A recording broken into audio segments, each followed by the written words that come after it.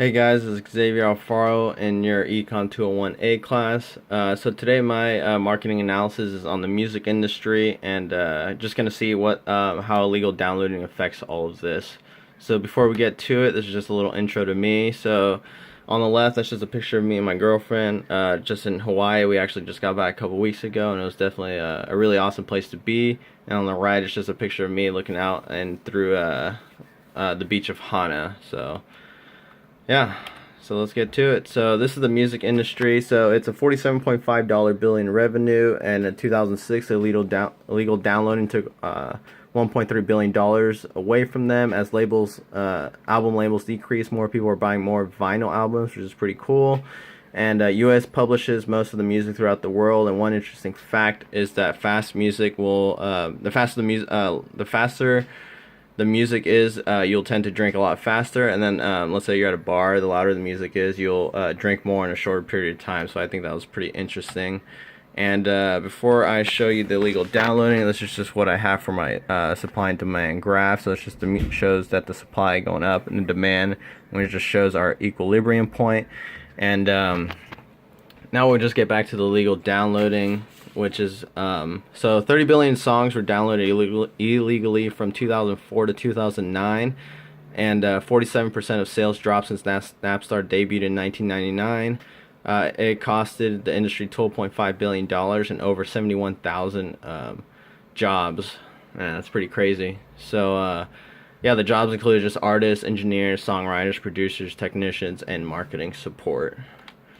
Napstar was blamed for most of the downloading. So what Napstar is, it's just a peer-to-peer file sharing website. So through Napstar, you're able to share like pictures, files, things like that. And most of the time, the files would be downloadable music.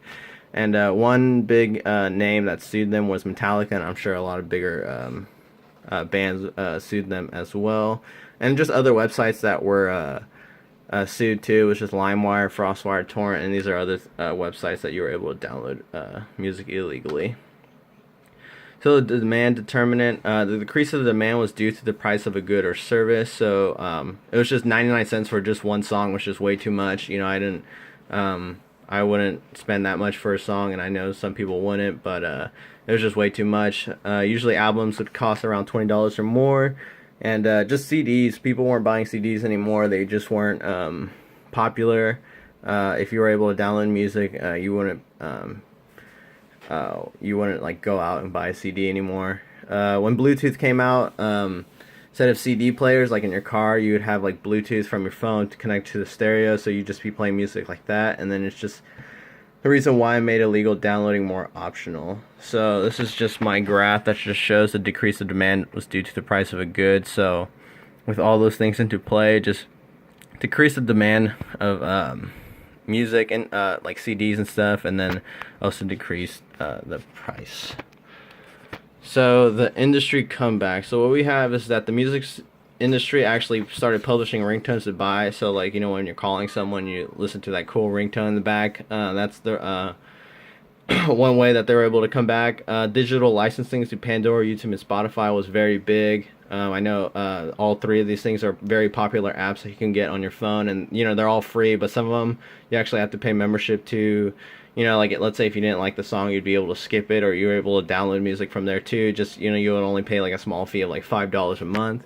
And then they also created more music tours for their artists, so it's just people were more willing to go out and go to a concert than just waiting and buying the CD, because I know most of the time when I bought a CD, I wouldn't like most of the songs. I'd probably only like the first like 3 songs of the album.